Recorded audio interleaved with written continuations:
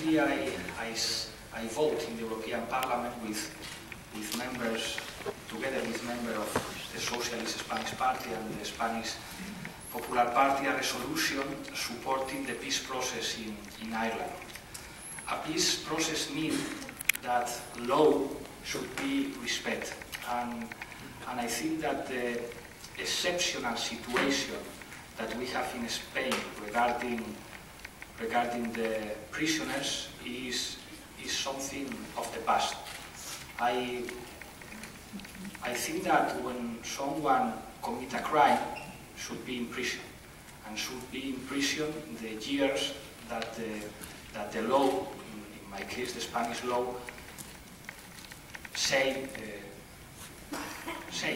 If you have to be 20 years in prison because the Spanish law say you have to be 20 years, that's right.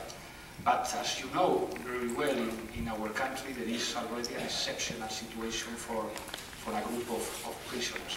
And I think it could be a matter of responsibility of a state to end the exceptional situation, always with all the respect for the victims of terrorism. And obviously, as you know, we condemn seriously the terrorism of ETA in our country.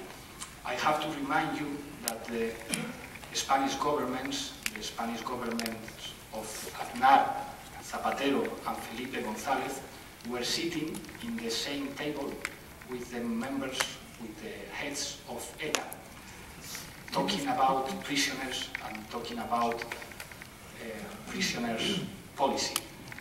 And I think it's a state matter, very, very, very difficult. But I think that I can ask to my government to have a state responsibility in order to organize his politics regarding this issue.